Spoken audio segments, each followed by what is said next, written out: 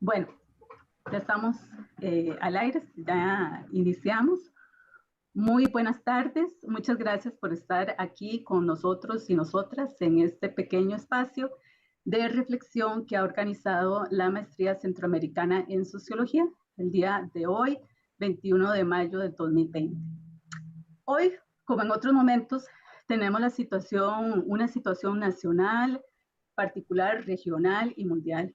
Y realmente pensamos que tenemos la posibilidad de repensar y empezar a emprender un camino colectivo eh, para lo que podemos llamar lo que es los procesos de reconstrucción de la sociedad, dadas las consecuencias que se han generado a nivel nacional, mundial, por la crisis del COVID-19.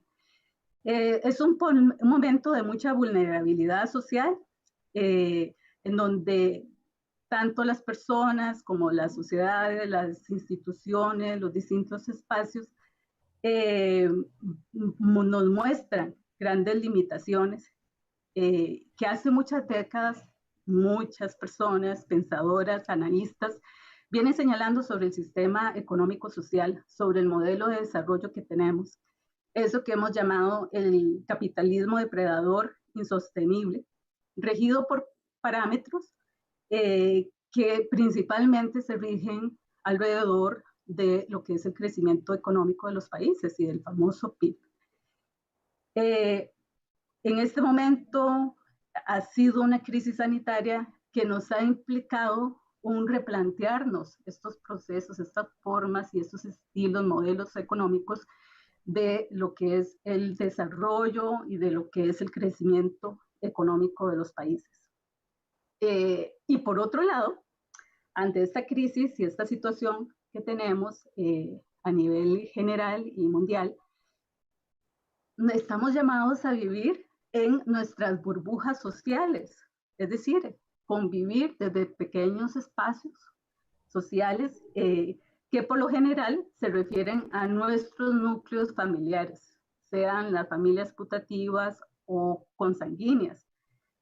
Y también entonces nos genera un impacto y nos lleva a pensar en, bueno, cómo pensarnos socialmente, culturalmente, cómo generar un proceso de desarrollo económico, cómo emprender un proceso de reconstrucción, cómo enfrentar una crisis económica cuando a la vez, paradójicamente, tenemos grandes limitaciones a las que tenemos también que enfrentarnos y nos ponen en grandes disyuntivas, ¿no?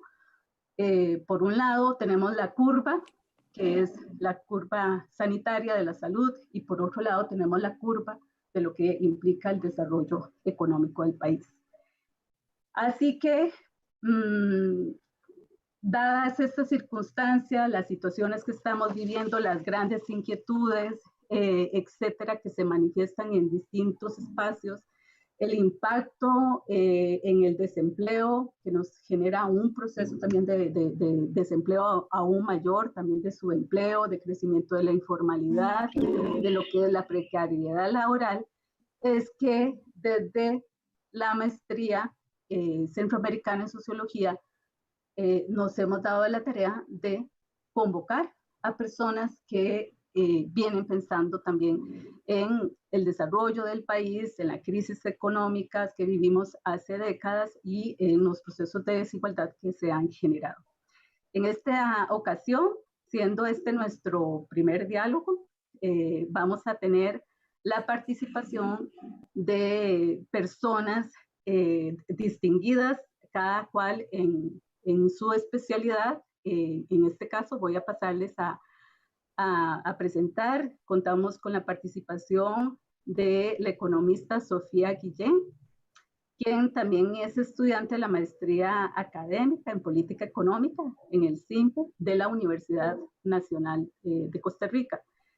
También contamos con la participación del máster Sergio Reuben Soto, profesor catedrático de la Universidad de Costa Rica, también economista y exdirector de este posgrado académico. Luego está nuestro querido también profesor de la maestría, el doctor Roberto Ayala, profesor catedrático de la Universidad de Costa Rica, de la Escuela de Sociología y también de la Maestría Centroamericana en Sociología. Muchas gracias por estar acá, por participar de este espacio. Y sin más, vamos a iniciar entonces el proceso de reflexión y que cada cual ha organizado. Vamos a iniciar en esta ocasión con la participación de Sergio Reu y posteriormente seguirá Sofía, finalmente Roberto Ayala.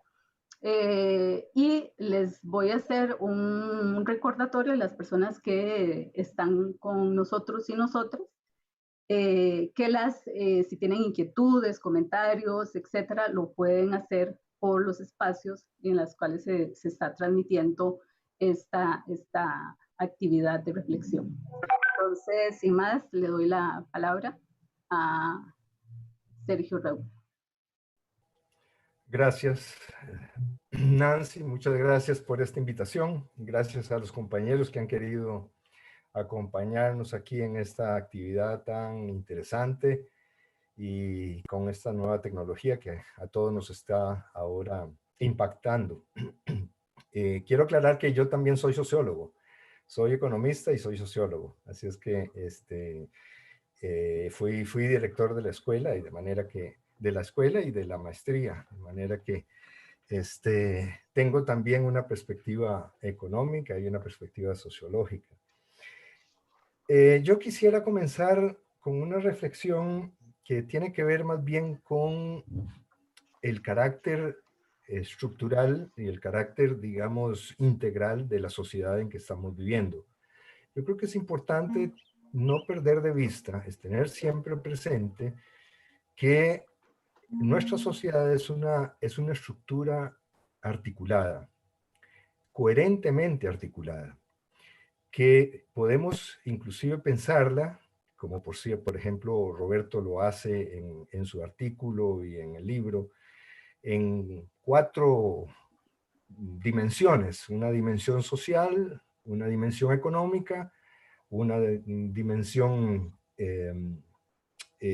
tecnológica y una dimensión político-institucional. Esas son las 4 dimensiones que analiza Roberto, que plantea, que me parecen muy atinadas para poder entender, por lo menos empezar a entender la dinámica de una sociedad como la nuestra. Tenemos que tomar en cuenta que bueno, voy a referirme fundamentalmente a 3 dimensiones. La tecnológica es una que no voy a tocar, pero en todo caso es algo que está permanente ahí presente.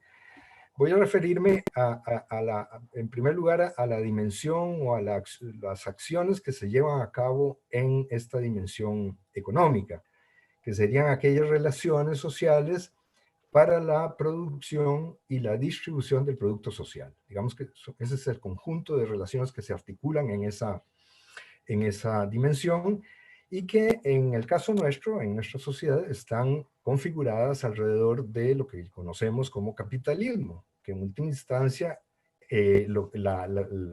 están guiadas por una racionalidad que es la racionalidad del capital. Estoy trabajando un artículo precisamente en esa dirección, donde estoy intentando presentar una discusión entre la teoría, entre la racionalidad capitalista en esa dimensión, y que en el caso nuestro, en nuestra sociedad, están configuradas alrededor de lo que conocemos como capitalismo. Algo pasó con el micrófono, no, está bien, sigo. La otra área, que sería el área de la acción social, que sería el área de las relaciones para la comunicación y el entendimiento entre las personas, que está constituida por normas y costumbres. Esta es el área donde identificamos como el área de la cultura burguesa. Es también el área podemos identificarla como el área de la sociedad del consumo, ¿no es cierto? Y finalmente el área de la acción político-institucional, que son todas aquellas relaciones que legitiman y validan estas normas sociales, estas normas, estas costumbres y estas normas sociales. Y esa la podemos identificar como la democracia representativa burguesa que manejamos. Hago esta distinción o esta separación porque me parece importante que las personas que estamos trabajando en este problema de la superación de una sociedad que se ha mostrado frecuentemente en crisis y que produce tantas dificultades y tantas sinsabores y tantas reacciones económicas, políticas y sociales, tomemos en cuenta que es una sociedad altamente integrada por estas por tres o cuatro áreas específicas o dimensiones de la acción humana, de la acción social. Es importante tener claro esto porque esto le da una resiliencia a la sociedad que muchas veces nosotros no estamos acostumbrados a reconocer. Y yo creo que es importante que tengamos conciencia de esa estructura coherente, de esa estructura resistente que la sociedad que vivimos tiene en sí misma. Porque estas tres áreas, estas tres dimensiones están articuladas de una manera coherentemente articuladas. Lo que sí hay que tomar en cuenta es que esta estructura así estructurada muestra frecuentemente no solo contradicciones internas, no solo entre las tres áreas, sino internamente entre las tres dimensiones, que generan efectivamente contradicciones sociales que crean, por decir así, desestabilizaciones, cierto nivel de desestabilización. Pero al mismo tiempo hay que tomar conciencia, hay que saber, hay que estar consciente de que tiene al mismo tiempo capacidades esta estructura social para encontrar soluciones en las distintas áreas y, por ejemplo, para poner un ejemplo muy concreto, una creciente desigualdad se origina en la estructura económica, es paliada, es resuelta, es articulada o rearticulada, ¿verdad?, a través de mecanismos sociales y político-administrativos, político-institucionales. Entonces, esta capacidad de estructurar una sociedad estable, a pesar de sus contradicciones, es un fenómeno que no podemos inadvertir, que debemos tener presente.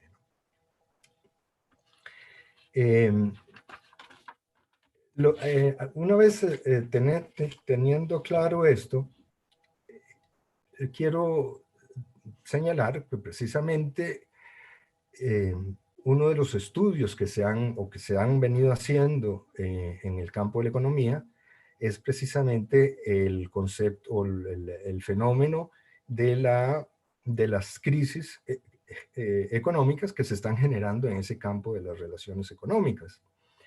Crisis que se originan, por lo menos esa es la perspectiva que yo he venido levantando y que estoy trabajando, crisis que se originan en el campo del funcionamiento económico, de la producción del producto social, en la racionalidad que está dirigiendo, que está coordinando, que está desarrollando la actividad económica, las relaciones económicas.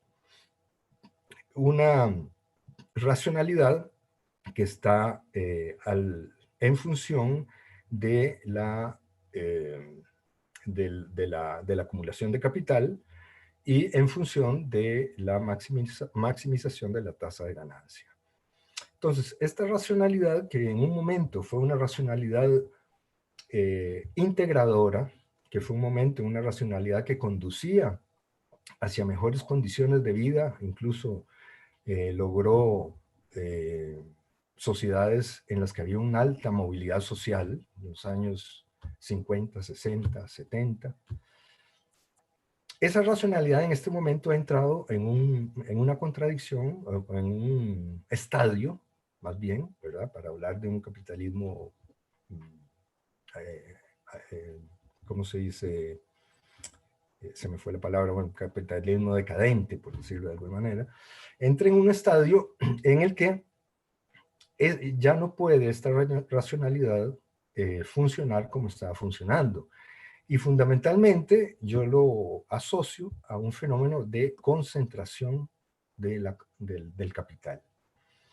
Este fenómeno de concentración del capital, que no es otra cosa que el fenómeno de la monopolización del capital, este es el fenómeno del capitalismo monopolista, está creando condiciones que imposibilitan el funcionamiento adecuado del sistema económico.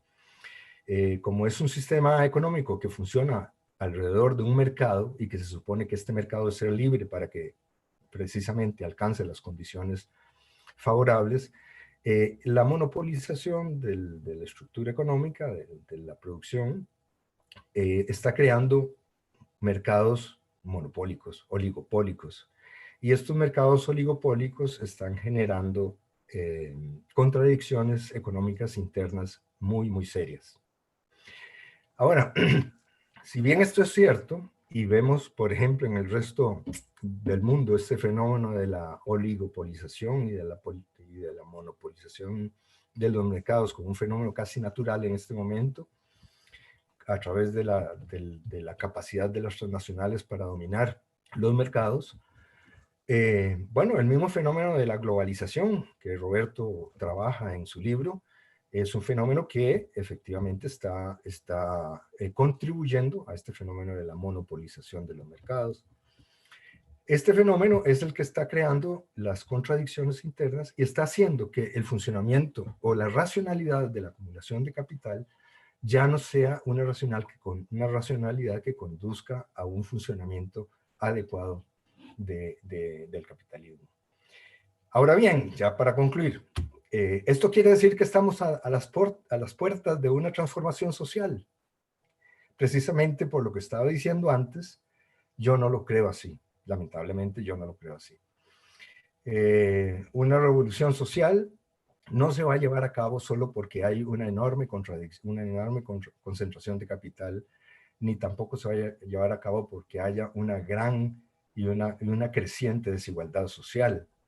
Justamente esa capacidad estructurada de la sociedad, donde están funcionando todas las dimensiones, las 4 dimensiones, ahora aquí podemos incluso incorporar la tecnológica, con soluciones tecnológicas para paliar, para suavizar, para controlar las contradicciones y generar una nueva normalidad, ¿no? Esto que hablan ahora de la nueva normalidad, que es una normalidad en la que podríamos perfectamente terminar aceptando este nivel de contradicción o este nivel de desigualdad que está generando la acumulación de capital. Entonces, esta era la primera, el tema como quería plantearlo para una introducción a esta discusión. Bien. Creo que no me tomé los 13 minutos, o sí, no sé. Siguen siendo 12 o 13 minutos, ¿verdad? Perfecto. Perdón, es que sí, un poquito más, 15 minutos, pero está bien.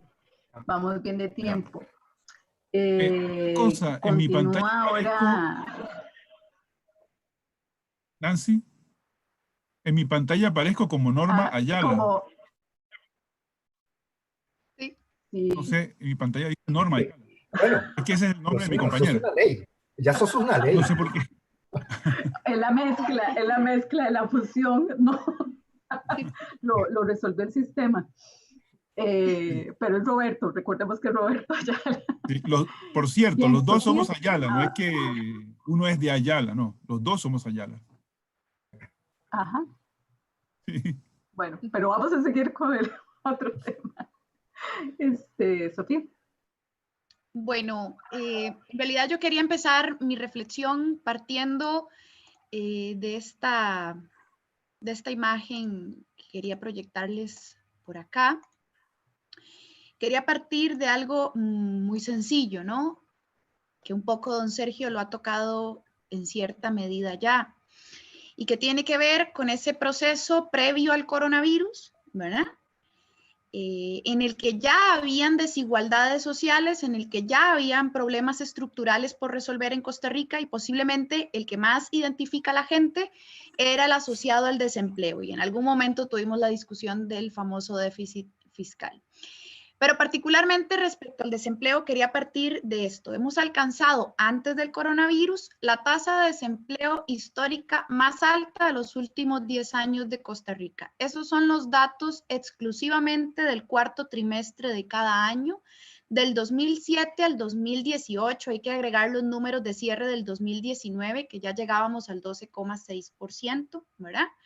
Y lo que estamos haciendo es comparar cuartos trimestres estrictamente. En 10 años alcanzamos, antes del coronavirus, la tasa de desempleo histórica más alta en un buen rato. Eso significa que ya teníamos problemas estructurales por resolver. Me da la impresión a mí de que lo que ha ocurrido es que la pandemia terminó de agudizar ese tipo de problemas y terminamos por sentir con muchísima más fuerza situaciones que estaban ahí un poco dormidas, un poco dadas por hecho, pero que de repente nos estallan en la cara. Y por eso yo quería concentrarme hoy, por sobre todo, en las lecciones que creo que tienen que dejarnos un proceso como el que estamos viviendo, que no es cualquier proceso, no solo en términos de salud como pandemia, sino porque la propia CEPAL ha proyectado que nos espera la recesión más alta de quizás los últimos 100 años, y para Costa Rica ha proyectado una pérdida del Producto Interno Bruto del 3,6%. Entonces, lo que nos espera después de la pandemia es complicado, ¿no? Es complicado porque teníamos un Estado ya debilitado en términos financieros, una caja costarricense también debilitada, desempleo, informalidad, desigualdad. Y después del coronavirus, ¿qué sigue? Es la pregunta. Bueno, yo creo que para resolver el después del coronavirus nos toca un poco puntuar algunas lecciones que podemos aprender. Y yo he puntuado al menos unas 5 y una observación que quisiera hacer.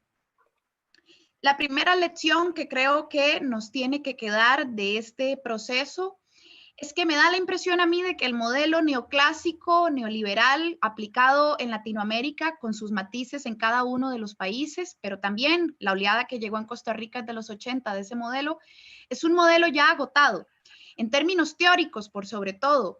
Y eso lo quiero dejar planteado porque ya, pues ya deja claro que hasta acá llegó, no hay iniciativas nuevas. Vos escuchás a las vocerías teóricas de ese modelo en Costa Rica y a nivel internacional y no te generan nuevas alternativas, ¿verdad? Todavía cuando entró en los 80 venían con el TLL, la privatización, la apertura de mercado, etcétera.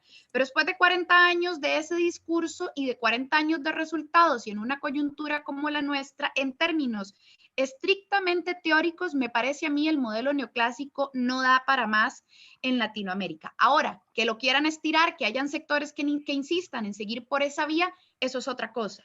Pero me parece que el modelo como tal está agotado y que podríamos estar llegando a un momento de ruptura, no necesariamente de sistema, pero sí de modelo. Es decir, que existe la posibilidad. No digo que a priori suceda, porque para eso se requieren fuerzas económicas y políticas que participen de la generación de ese nuevo modelo, pero que esta es la ventana de oportunidad para un modelo de desarrollo alternativo. Y ojo que digo modelo, no estoy hablando a priori de una ruptura del capitalismo, sino de una reconversión dentro del propio capitalismo.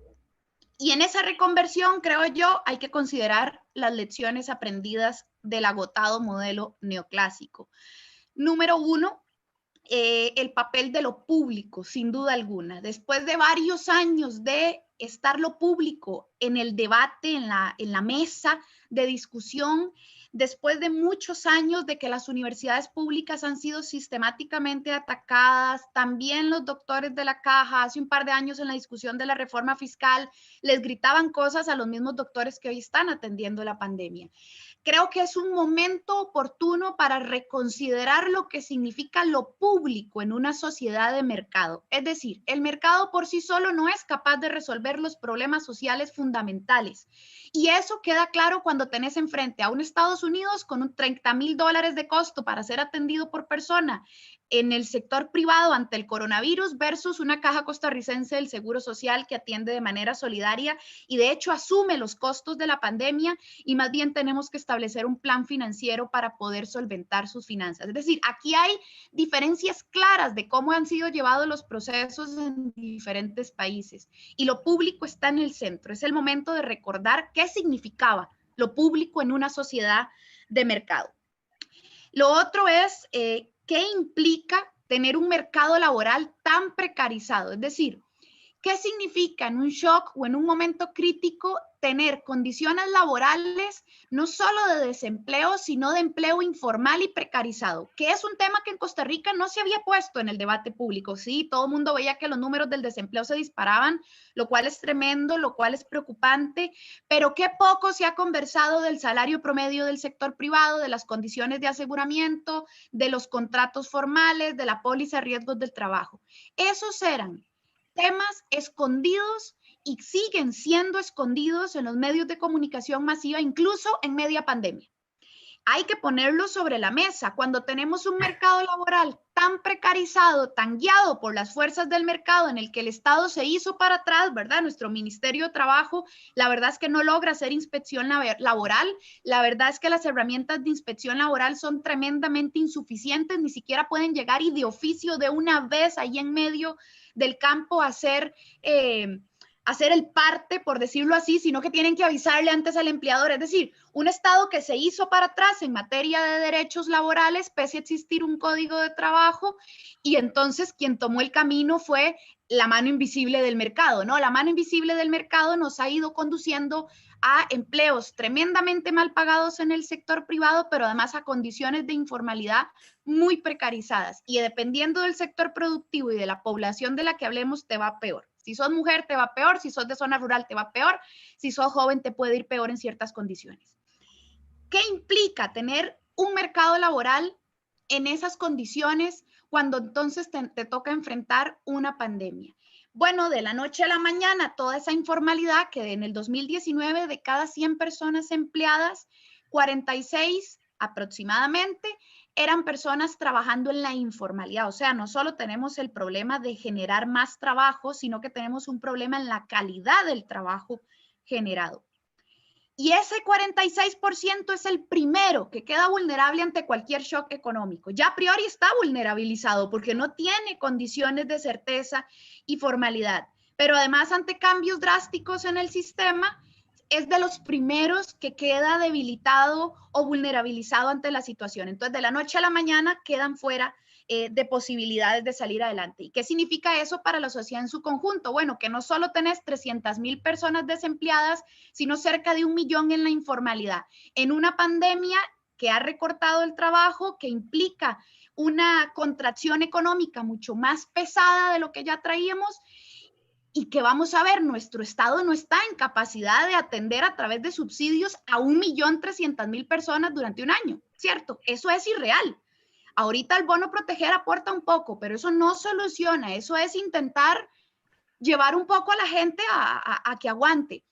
Pero entonces tenías un mercado tremendamente precarizado, un Estado debilitado también, echado hacia atrás con finanzas públicas en una situación muy precaria, que ahora tiene que resolverle la situación a ese 1.300.000 personas que quedaron en la nada. Y ojo, no hablo de los empleos formales que se perdieron. Que de acuerdo al Instituto de Investigaciones de Ciencias Económicas de la Universidad de Costa Rica, cerca de 400.000 personas son las que se quedan sin trabajo en el empleo formal. Es decir, tenés un desastre, ¿ok?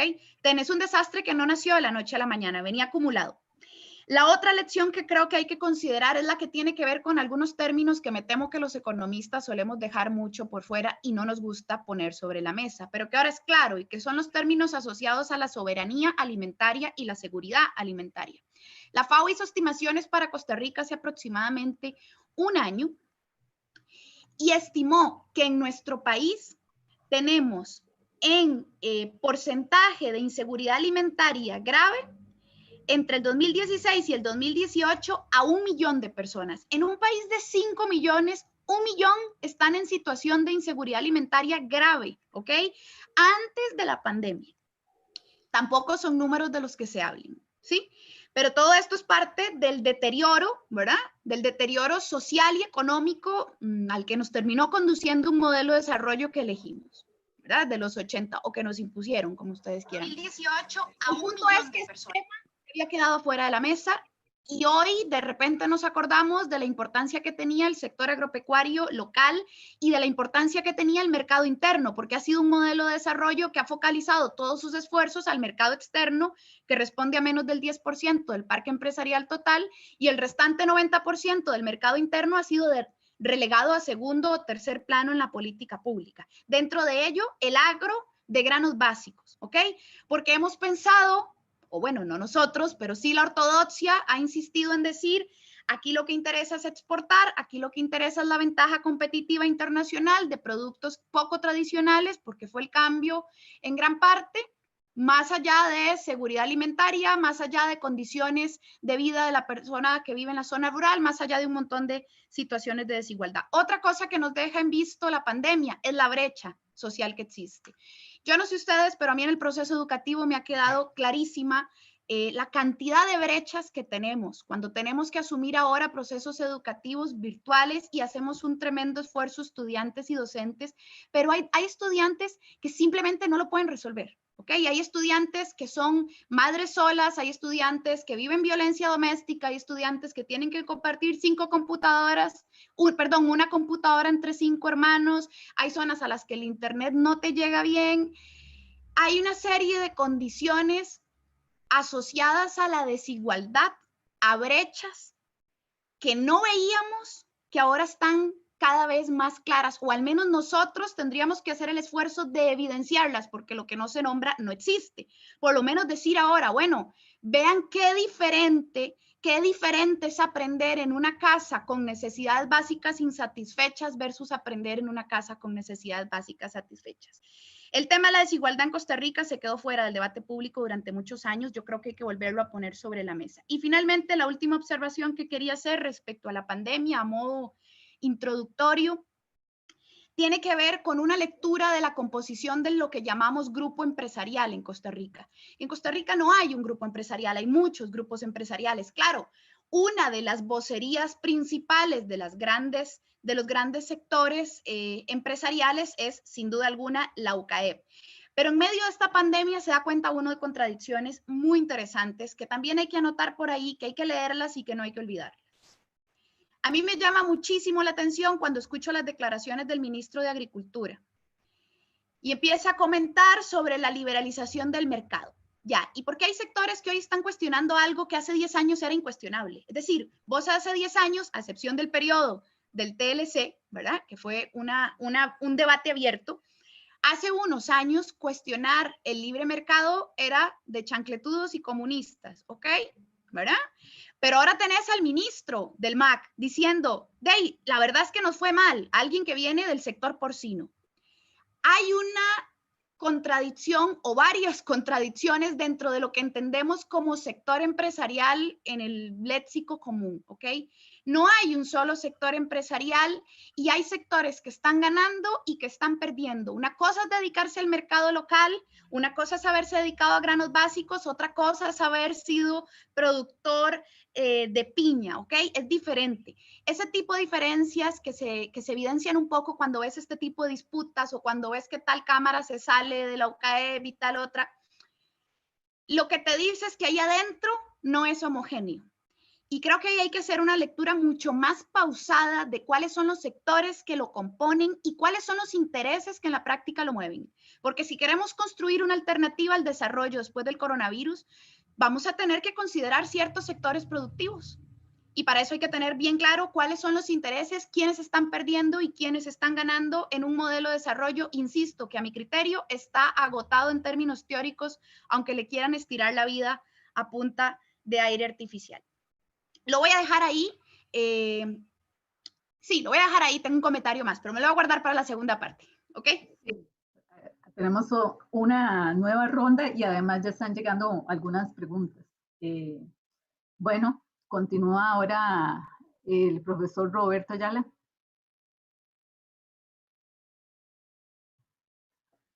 Micrófono.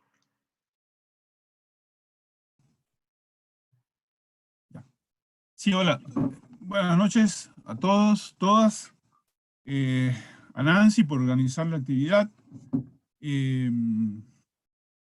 Y a don Sergio y a Sofía por compartir esta mesa virtual sobre un tema que es fundamental.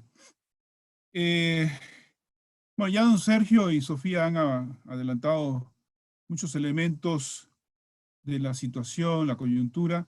Yo quería centrarme básicamente en algunos aspectos más generales. Bueno, primero, hay que decir que efectivamente hemos llegado a una situación de enorme gravedad. Puede ser peor, pero ya es una situación enormemente grave. Creo que Sofía daba datos, elementos, para hacer un dibujo rápido de cuál era la situación del país antes de la crisis sanitaria.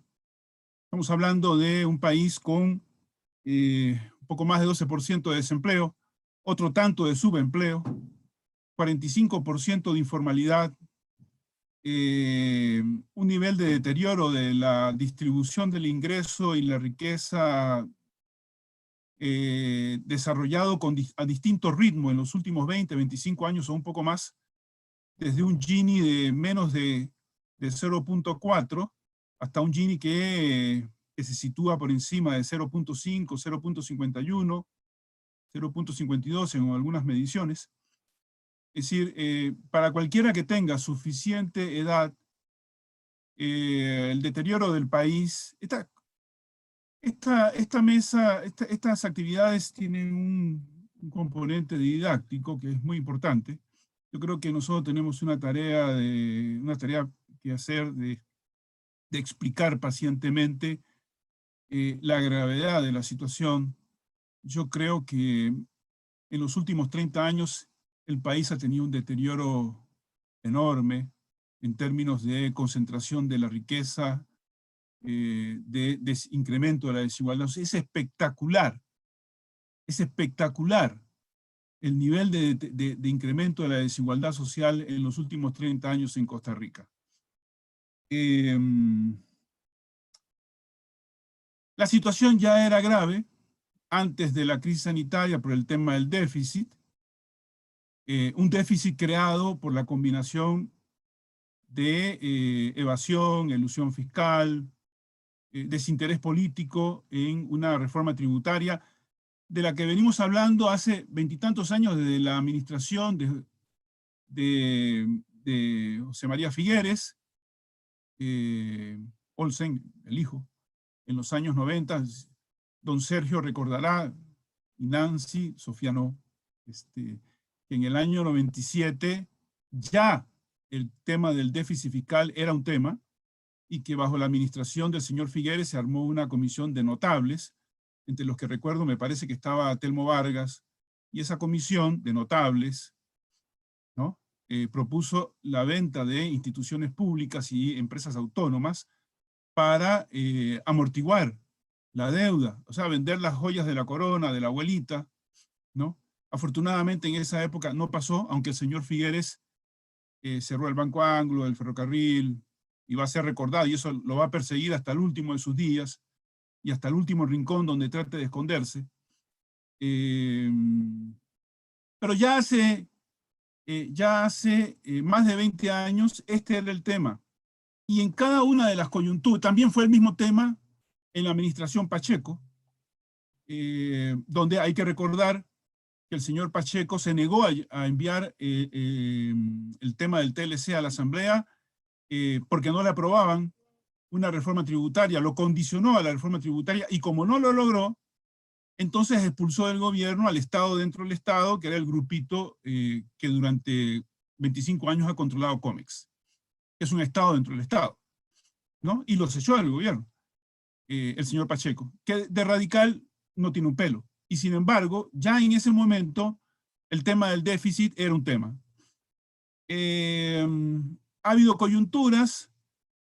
Luis Guillermo Solís cometió el graso error de subestimar el problema del déficit y de la deuda, y no pudo avanzar.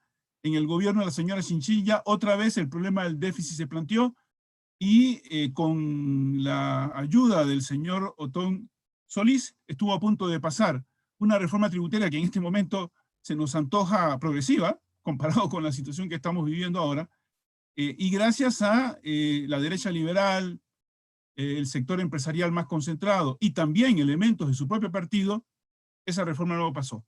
El punto que quiero señalar es que el asunto de el déficit y de los problemas fiscales del Estado son endémicos en el país, por lo menos desde hace 25 años.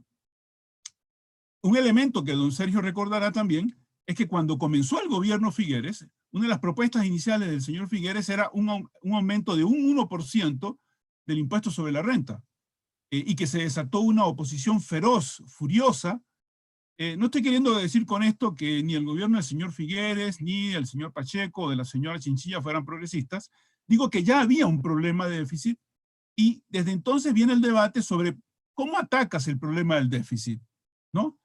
Aplicando políticas neoliberales, procíclicas, o aplicando medidas contracíclicas que permitan aumentar la inversión pública, estimular el crecimiento, empleo, generar consumo. Y bueno, esta situación que nos acecha hace 25 años, nunca resuelta por el establishment político, independientemente del color de los partidos que hayan sido, Liberación, La Unidad, el PAC, etc.,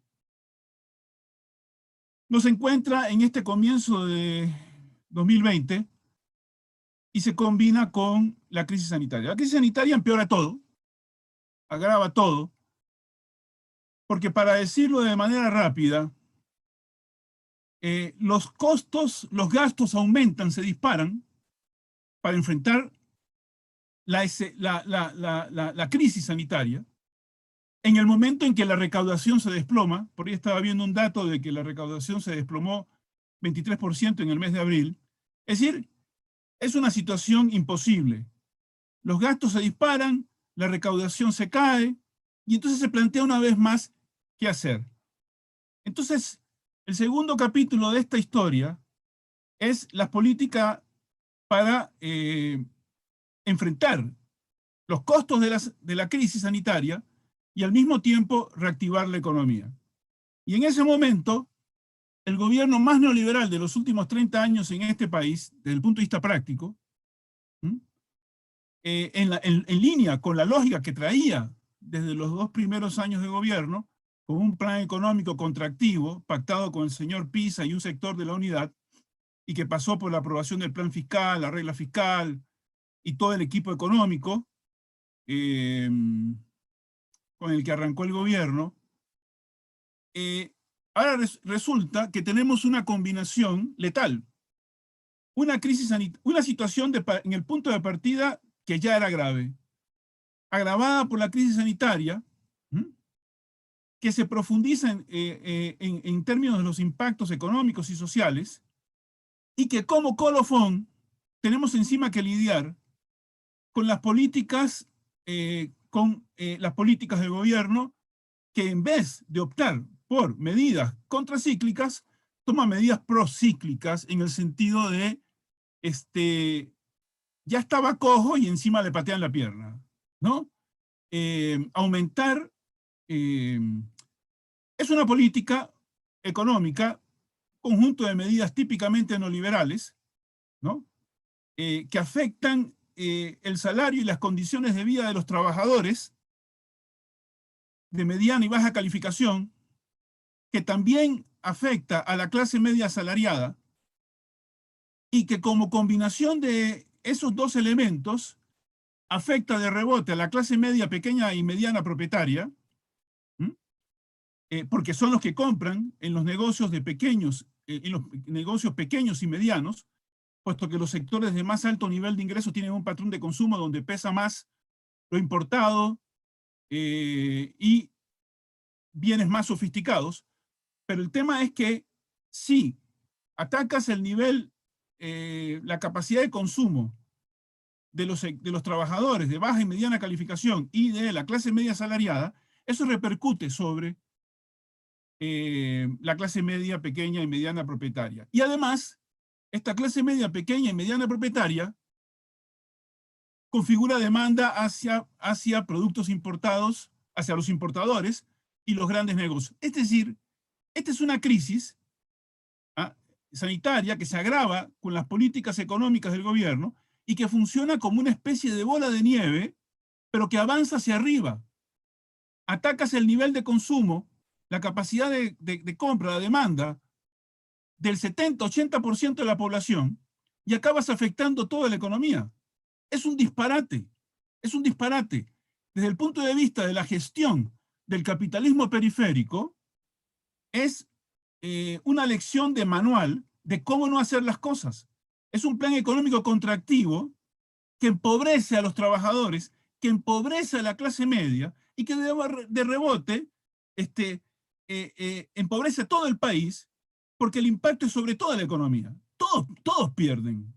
Todos pierden. Bueno, claro que las pérdidas son relativas, pero todos pierden. El país se empobrece.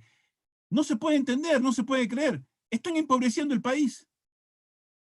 Están empobreciendo el país. Es una política económica contractiva que vienen aplicando hace 2 años y que en el momento de la crisis sanitaria, cuando en los países del capitalismo avanzado, como suele ocurrir, rápidamente se cambian el cassette, cassette es una cosa del pasado, cambian el disquete o el chip, ¿no?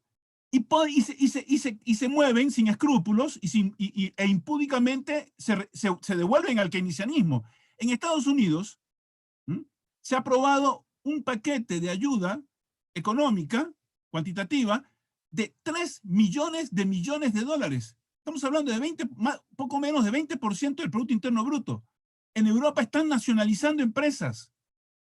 Ya no es un problema de rescate, es tomar participación en la propiedad de las empresas para rescatarlas, para impedir que quiebren, o peor aún, que sean comprados en bolsa a precio de maní por inversionistas chinos. Entonces, en el FMI están recomendando una reforma tributaria progresiva.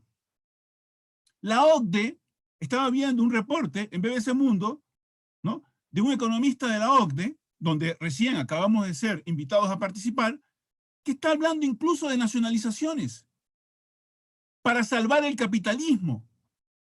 Volvemos al tema de Keynes, hace 90 años. El intento de construir un capitalismo viable, salvar al capitalismo de sí mismo. En fin, es una bola de nieve que avanza hacia arriba. Las políticas del gobierno no ayudan, son económicas, son parte del problema, porque tienen un carácter procíclico, profundizan el carácter contractivo, y hay que decir que sí, que el país está en una situación jodida, y que nos va a tomar años recuperarlo si es que nos recuperamos. Y la recuperación va a ser hacia abajo, en un nivel de empobrecimiento, un poco como lo que pasa en España. El Partido Popular Conservador dice que salvó a España, sí, pero lo salvó empobreciéndola. ¿Me explico? Y no la ha salvado porque la situación sigue deteriorándose en España y en buena parte de Europa. Entonces, es una crisis autoinfligida la que vivimos no ahora en la coyuntura de la crisis sanitaria, sino desde hace varios años. Es la política económica del actual gobierno, ¿no? Los anteriores colaboraron, pero hay que centrar, pero este gobierno pega un salto, pega un salto. La política económica de este gobierno es la principal responsable en la situación que estamos viviendo. Es una crisis autoinfligida. Hay responsabilidad anterior. La moneda está sobrevaluada. La moneda está sobrevaluada. Los gobiernos anteriores, desde la señora Chinchilla al señor Arias, se viene deteriorando el empleo, como mostró el cuadro que presentó Sofía. Entonces, es una crisis autoinfligida por testarudez ideológica, por testarudez ideológica, porque es de sentido común. Incluso buena parte de los principales millonarios en Estados Unidos tienen una campaña hace varios años de que es necesario elevar la carga tributaria a los más ricos para poder financiar las necesidades de la sociedad. Otra vez en el marco del argumento del capitalismo viable. Yo creo que además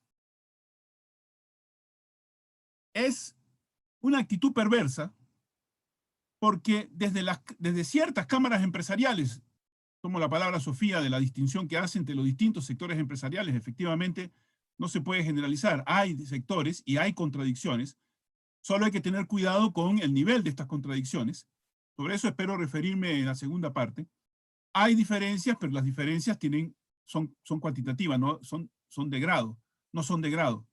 Pero se ha operado la patraña, el recurso de plantear que no había alternativa a la política del actual gobierno. Y es falso. Es curioso que este país viene lidiando hace 25 años con el tema del déficit fiscal, pero mantuvo una tasa de crecimiento de 4% hasta el último gobierno, hasta el gobierno del señor Solís. Es en este gobierno cuando se derrumba la tasa de crecimiento. Y el desempleo se hace estructural y cada vez más duro. Es la política económica de este gobierno el que ha profundizado. Yo quiero terminar en los últimos minutos que me quedan. Quiero decir que hay una serie de medidas que efectivamente tenemos un problema grave. Era grave antes, era grave en enero y se va a hacer mucho más grave en julio y en el segundo semestre del año. Y tenemos que discutir qué hacer en esta situación. Y hay un conjunto de medidas que se pueden tomar. Yo estoy de acuerdo cuando don Sergio y Sofía plantean que hay que cambiar el modelo de acumulación y crecimiento, hay que abandonar las políticas neoliberales porque si no el costo para el país, no solo para los trabajadores y la clase media, sino para el país como un todo va a ser grande. Y hay un conjunto de medidas que se pueden tomar. Espero referirme a algunas en la segunda parte en la segunda participación. Pero además hay otro plano en la discusión que ahí sí me gustaría un poco intercambiar opiniones con el resto de los panelistas y con Nancy, con Sofía, con don Sergio. Hay un problema con el capitalismo. No basta con cambiar el modelo de acumulación y crecimiento en Costa Rica. Por varias razones. Por razones propiamente económicas, que tienen que ver con cómo funciona el capitalismo tardío, el capitalismo contemporáneo, y por razones políticas. Este país firmó un tratado de libre comercio con Estados Unidos hace 13 años, que fue una derrota para los movimientos sociales, una gran derrota, hicimos una gran lucha, tuvimos un gran desempeño, pero lo perdimos. Y en estos días recibimos la notificación de que fuimos invitados a participar en el Club de Países Ricos de la OCDE. Y ambas medidas son tramposas. En ambos casos nos dijeron que esta es una situación que nos va a ayudar como país. México tiene casi 30 años de ser parte de la OCDE, es un desastre del país, económica y socialmente. Chile, Colombia. Roberto. Sí, termino. El TLC y la OCDE son mecanismos para blindar el modelo de acumulación. Tenemos que cambiar el modelo de acumulación, pero también tenemos que tomar en cuenta las condiciones del capitalismo tardío. ¿Ah? ¿Y cómo funciona eso? Porque va a haber oposición política y sabotaje. La capacidad para sabotear la economía, desde dentro y desde afuera, como vemos en países de la región, es muy grande. Bueno, a eso me voy a referir en la segunda participación. Muchas gracias. Sí, gracias. Gracias a Sofía y a Sergio y a Roberto por esta primera ronda de reflexión. Ha girado principalmente en torno a los problemas fuertes, estructurales de la sociedad costarricense y también de lo que es el sistema capitalista en general. Se ha hablado de la posibilidad de generar nuevas políticas, de la necesidad imperiosa de generar políticas que rompan con el camino que hace años se viene produciendo en el país, que son las políticas de carácter neoliberal que se han impulsado por los últimos gobiernos del país. Por eso yo les hablaba al principio de que tenemos de pronto esa oportunidad de generar y de dar un viraje que nos permita romper con ese tipo de políticas que lo que ha hecho, indudablemente, y ustedes lo han demostrado con todos los datos que han estado aportando, ha generado pobreza, ha profundizado las desigualdades en el país y que en este momento, como lo decía Sofía, no hay duda que las brechas se están ampliando muy fuertemente, de forma contundente. Y pareciera ser un gobierno que dice escuchar distintos sectores sociales, pero que en la práctica no rompe con este tipo de políticas. Continúa con las políticas que han afectado y que han profundizado la crisis en la que estamos. Si no paramos, no sabemos qué nos va a llegar a pasar. Y me gustaría que en esta otra segunda ronda ustedes pudiesen referirse, como han dicho, porque ha quedado como tema pendiente y no es casual, porque realmente el problema que estamos enfrentando es muy grave y hay que repensar profundamente, seriamente, y por eso este espacio de análisis, qué se puede hacer, qué opciones se pueden generar. Antes de darles la participación para este segundo momento, va a ingresar Joel Oviedo, que es estudiante de la maestría centroamericana en sociología. Joel, ¿estás por ahí? Porque él ha sistematizado junto a Juliana, que es otra de nuestra estudiante, y también son, ambos son asistentes de la maestría.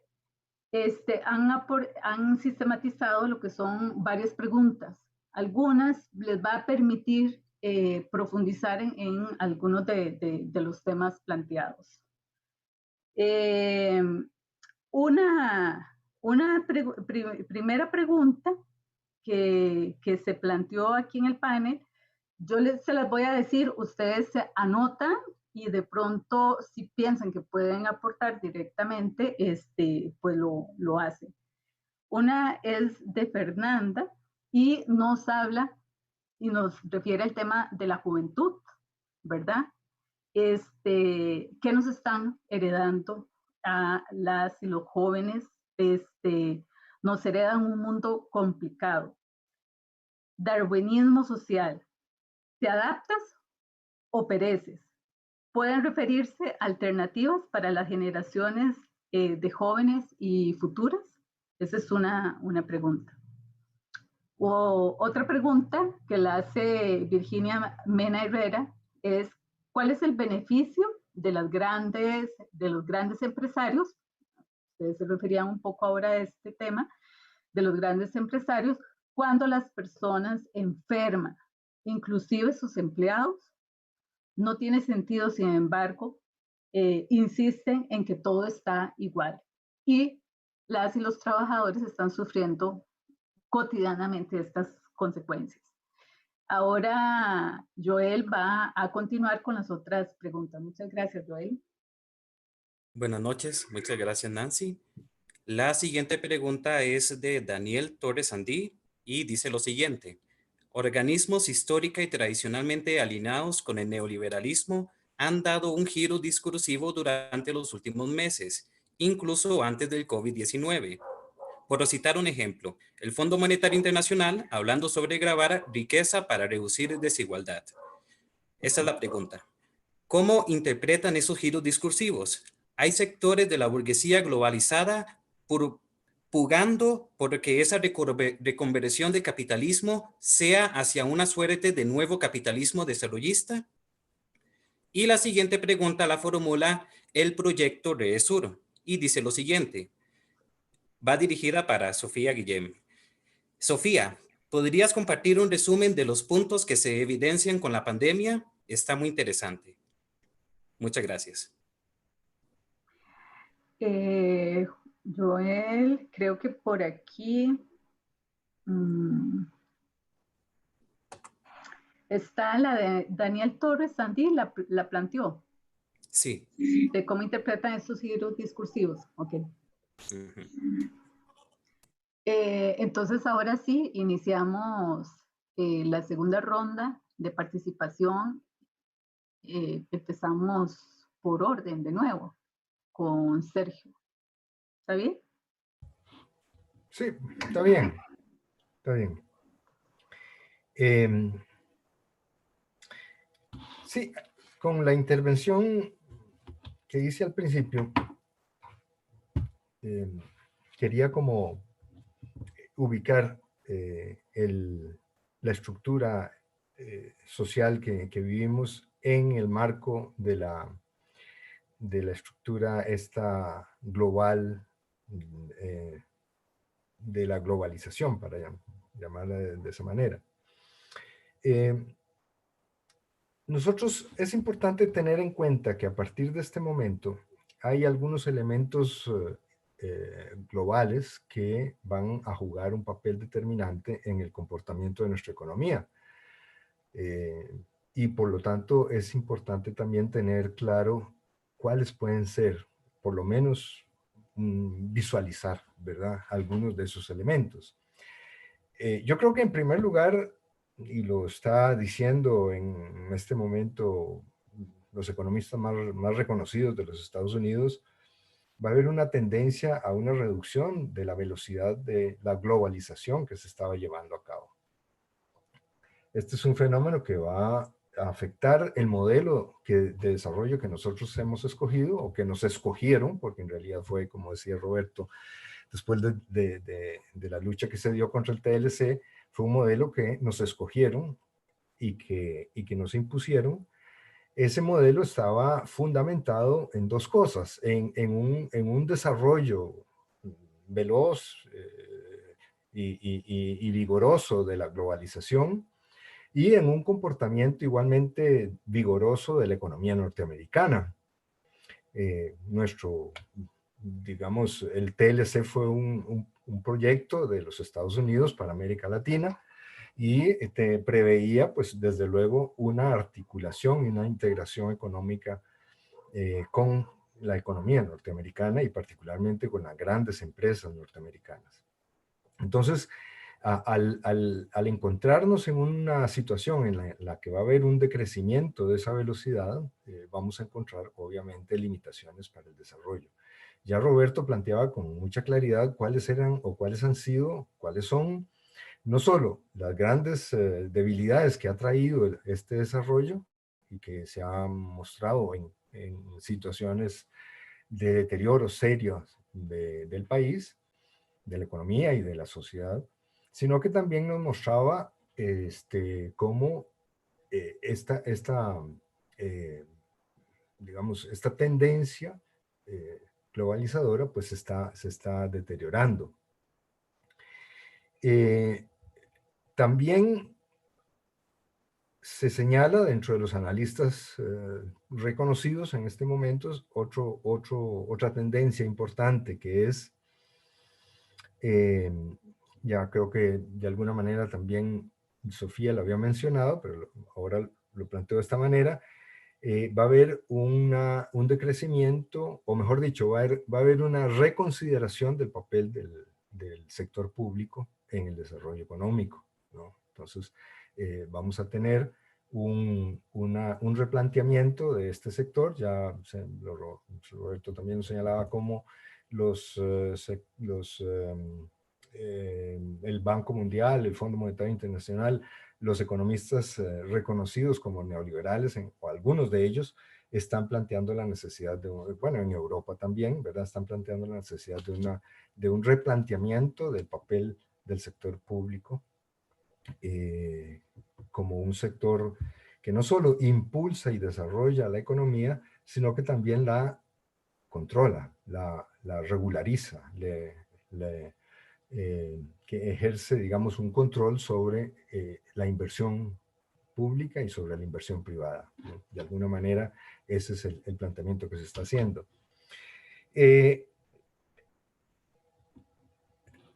Esa recuperación del espacio público es una recuperación del espacio público en la economía, no solo como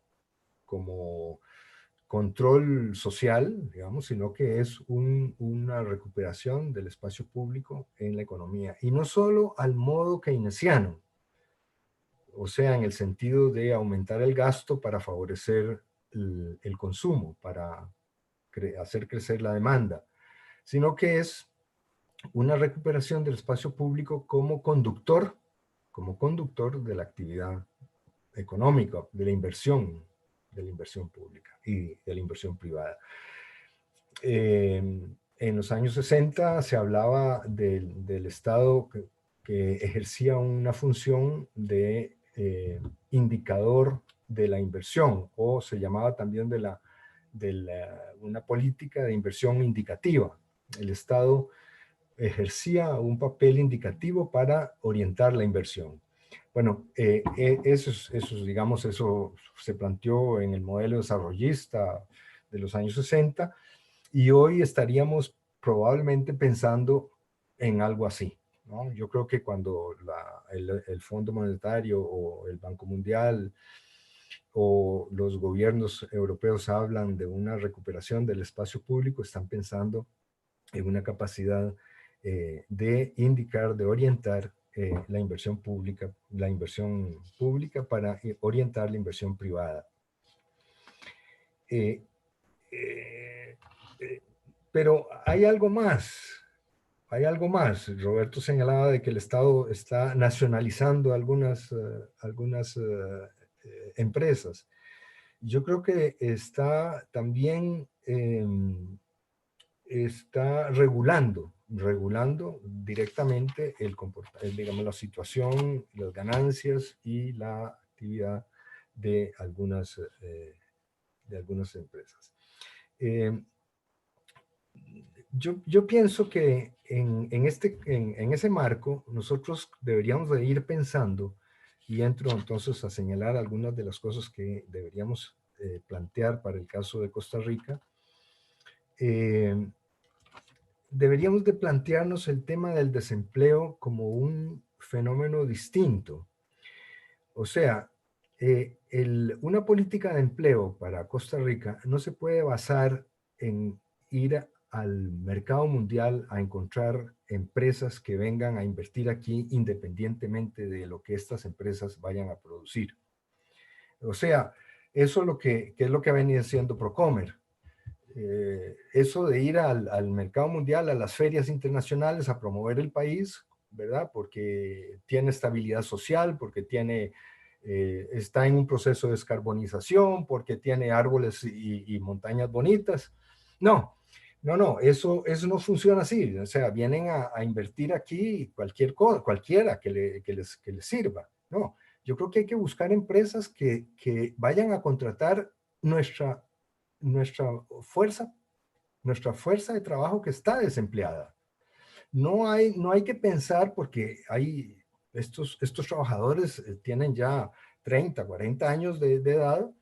No podemos pensar en una reconversión de los trabajadores para hacer funcionar a las empresas que quieren invertir. Tenemos que ir a buscar a las empresas que pueden contratar a los desempleados nuestros, a nuestra fuerza de trabajo. Tenemos que ese es un tema que me parece que es importante considerar. Tenemos que pensar en una construcción. Se habla del gasto en infraestructura. Este gobierno está hablando en gasto de infraestructura. Bueno, pero ¿qué tipo de infraestructura? ¿Es una infraestructura para atraer a las grandes transnacionales o es una infraestructura para favorecer al pequeño y mediano productor, al pequeño y mediano comerciante, al pequeño y mediano industrial costarricense? ¿Qué tipo de infraestructura, qué tipo de gasto infraestructural es el que tenemos que realizar? Y yo creo que como Sofía ya lo señalaba, y creo que Roberto también lo mencionó, La política neoliberal ha cometido una gran injusticia con el pequeño y mediano productor, con el pequeño y mediano empresario. Ellos en este momento se creen empresarios porque eso es lo que les han hecho creer, pero no son empresarios. Lamentablemente son prácticamente funcionarios asalariados, trabajan para las grandes empresas. Por eso es que la UCAEP, como decía Sofía, de repente hay una cámara que no les gusta estar ahí porque entran contradicciones. Los productores de granos básicos, los pequeños productores agropecuarios. ¿Cómo va a ser la UCAEP representante de esos pequeños agropecuarios, de esos pequeños productores agropecuarios? Bueno, pues estamos en presencia de eso, estamos en presencia de una política que viene desde Oscar Arias, en su primera administración, una política que favorece al gran empresario. Y una política cultural y de los medios de comunicación donde nos han hecho creer, o les han hecho creer a todos los pequeños y medianos y a los trabajadores independientes que son empresarios, por Dios santo, cuando están trabajando para las grandes empresas. Entonces, creo que nosotros tendríamos que tener muy claro en dónde se va a enfocar esta inversión estatal, este gasto público. Tenemos que pensar en una institucionalidad nacional orientada y enfocada hacia el pequeño y mediano empresario. ¿Por qué también? Porque esto es rescatar, por lo menos desde esta perspectiva, rescatar el capitalismo clásico, ¿verdad? De repente vamos a tener que volver a eso, ¿verdad? Rescatar el capitalismo clásico, el capitalismo de las empresas pequeñas, del capitalismo competitivo para poder evitar que estas grandes empresas, que estos monopolios controlen la demanda y controlen la economía. Bueno, yo dejaría por ahí esta intervención.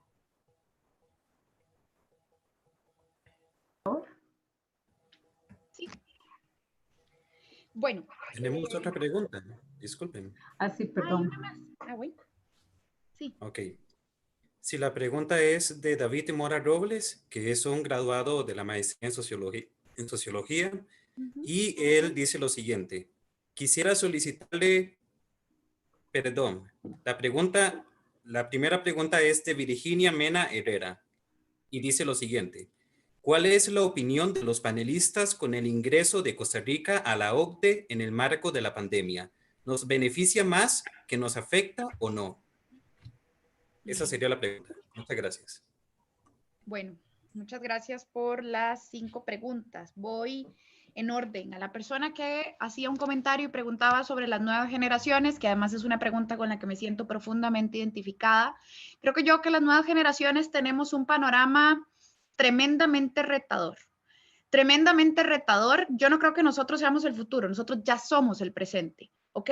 Lo que sucede es que el futuro nuestro, qué complicado. Porque tenemos un panorama de desigualdad y desempleo terrible. No solo coexistimos en una sociedad que va a pasar por un tiempo económico muy difícil, sino que además nos ha quedado un desastre en términos ambientales. Y eso hay que decirlo. Nosotros no solo enfrentamos la crisis económica, enfrentamos también la crisis ambiental de un planeta que, resultado de ese capitalismo avasallador, explotador, sin límites, pues lo ha llevado a la frontera de sus posibilidades, ¿verdad? Entonces, yo creo que a nosotros y a nosotras nos toca el reto de reformular la sociedad que se desea, ¿ok?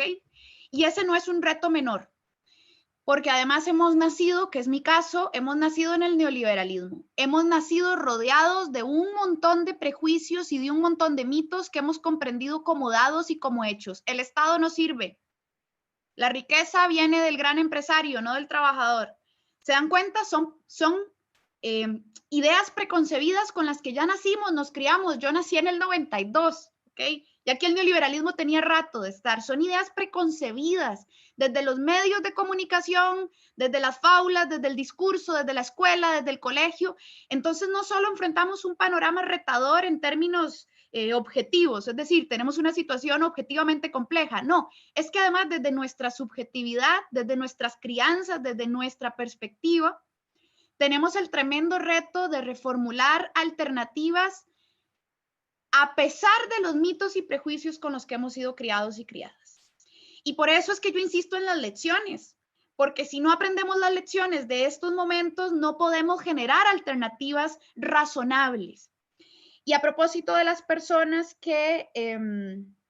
bueno, perdón, y además yo diría a las nuevas generaciones y en general a todas las generaciones, yo le pondría mucho cuidado al tema de las pensiones, que es dentro de este modelo económico en el que estamos, un tema que a todas luces, yo sé que no solemos pensar en el largo plazo, las personas jóvenes, pero se las trae, es complicado y resultado del propio modelo de desarrollo también está en peligro. Ese era un paréntesis. A quien decía lo de un resumen de las lecciones, bueno, yo estoy trabajando en un articulito que un día de estos espero lanzar en algún medio, pero en todo caso las puntearía rápidamente. Creo que son soberanía alimentaria, el papel de lo público, la necesidad de un mercado laboral en mejores condiciones, ¿okay? Sobre todo en el sector privado.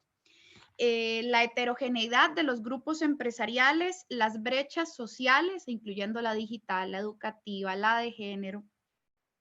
Y también algo que se ha mencionado acá, que algunos de las personas que participaban preguntaban sobre el discurso del Banco Mundial y estos organismos internacionales, y que también me parece que algo tocaba por ahí don Roberto en su primera intervención.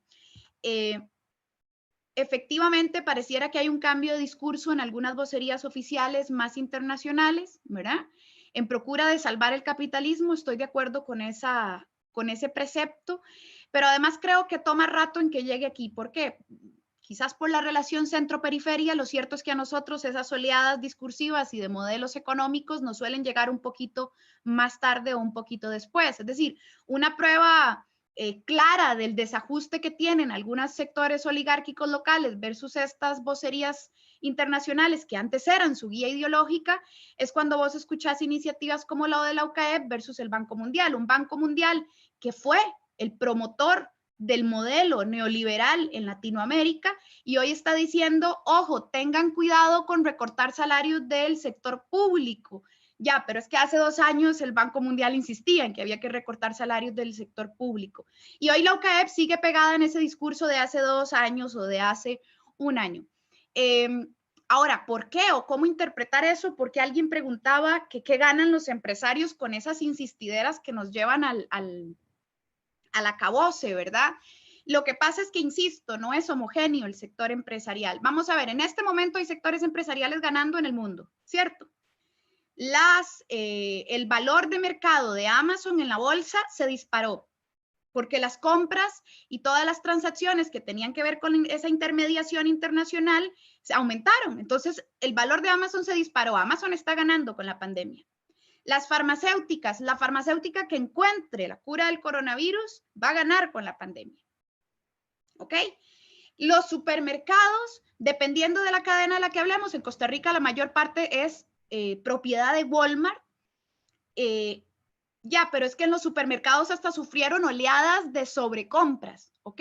Ahí habría que revisar, porque yo no sé qué tan bien o qué tan mal esté yendo al Walmart, pero por lo menos no es un sector que va a ir a la quiebra, ¿ok? Hay sectores que con la pandemia sobreviven y otros a los que les va mejor. Y hay sectores a los que definitivamente les va más mal, sobre todo al más pequeño, al micro, el que no tiene excedentes acumulados, que le cuesta sobrevivir ante situaciones tan complicadas porque más bien tiene deuda.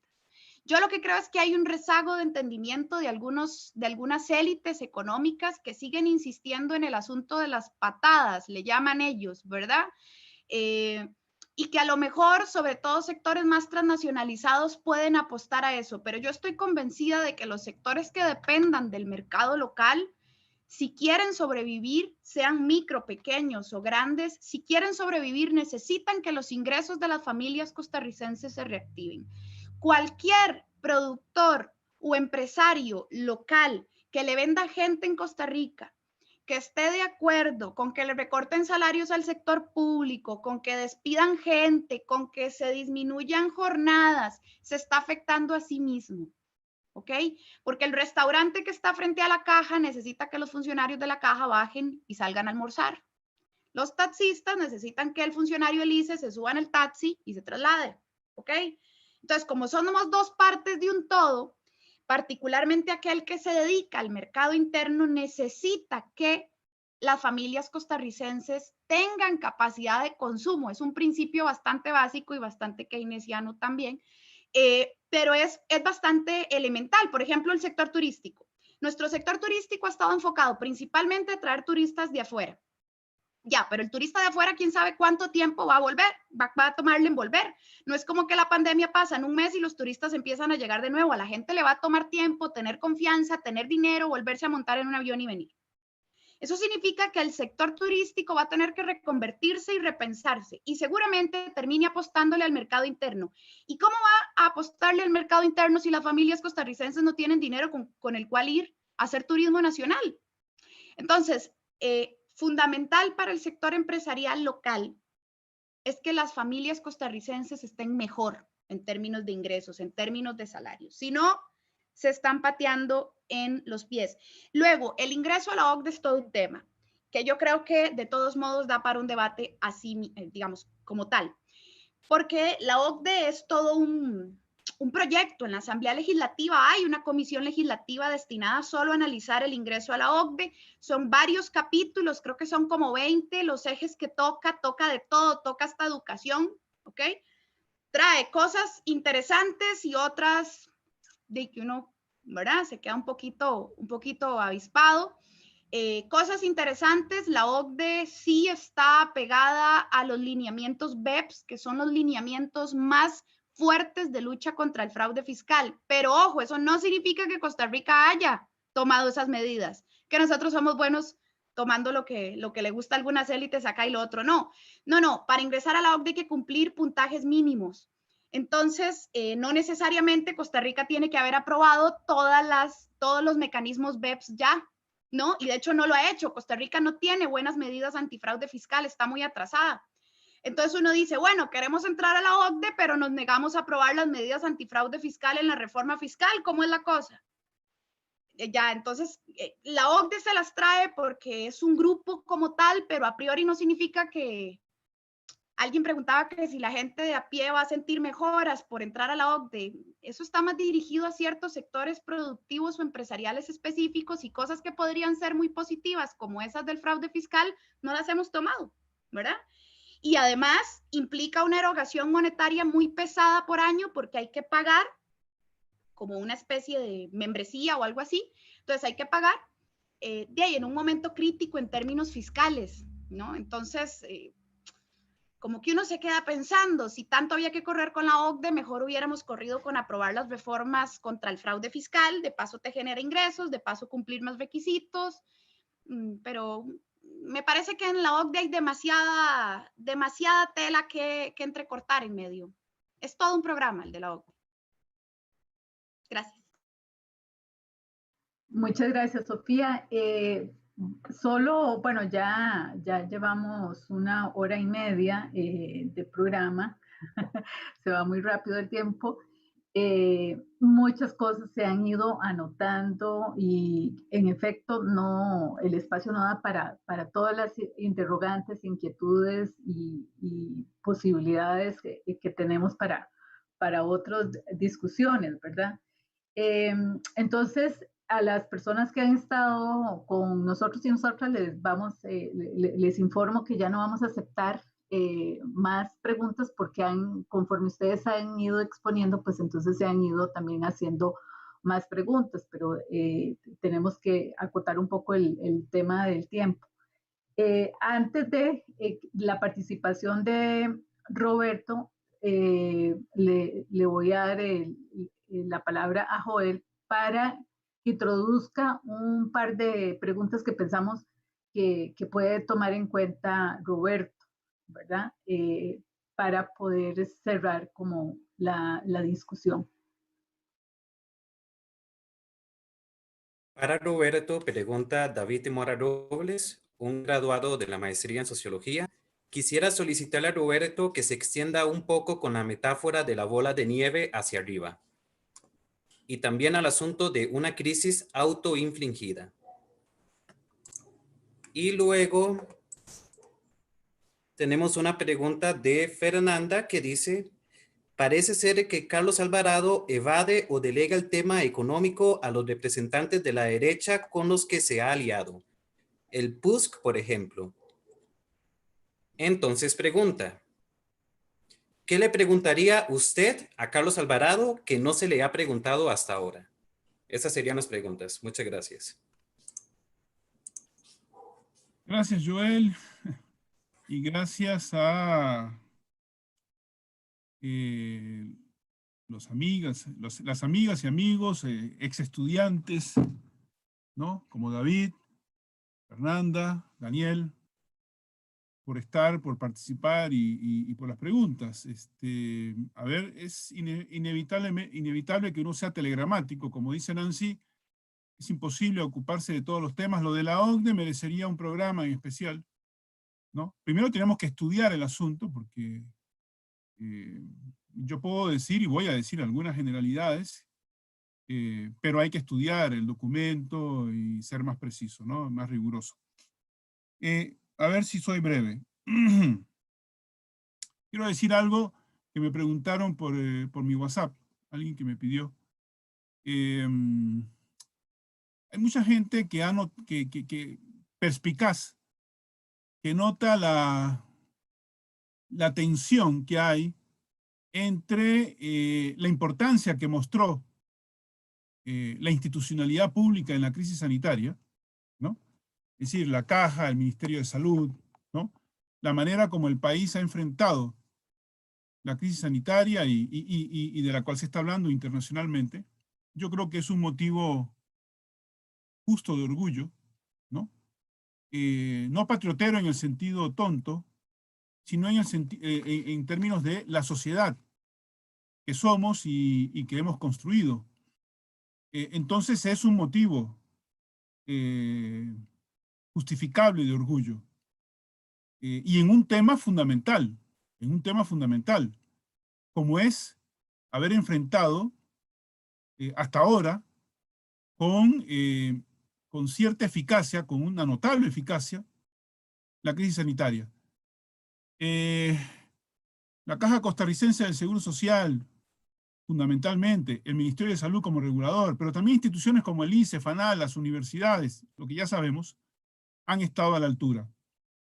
Pero alguien perspicaz llama la atención sobre el hecho de que justamente en el momento en que la institucionalidad pública del país muestra todo su valor, el mismo gobierno, toma medidas que aprovecha la coyuntura para avanzar con una agenda neoliberal que viene de hace 25 años, ¿no? El gobierno más neoliberal de la historia del país. Y eso merecería un análisis interesante, preciso, porque en realidad se ha dado un fenómeno curioso en el país en los últimos 6, 7, 8 años, que es un giro a la derecha de todo el espectro político. De todo el espectro político se ha corrido a la derecha, ¿no? Es decir, hace 25 años todavía se discutía si Liberación era socialdemócrata, si la Unidad Social Cristiana era socialcristianismo, ¿no? Y el PAC era considerado progresista hasta hace no tanto. Y resulta que es un gobierno del PAC, yo no sé si es, eso también habría que hilarlo más fino, pero es un gobierno formalmente del PAC el que empuja al país finalmente por una rampa de tomar medidas neoliberales que ni siquiera gobiernos como el señor Miguel Ángel Rodríguez había tomado. No las tomó no porque quisiera, sino porque no se le permitió, ¿no?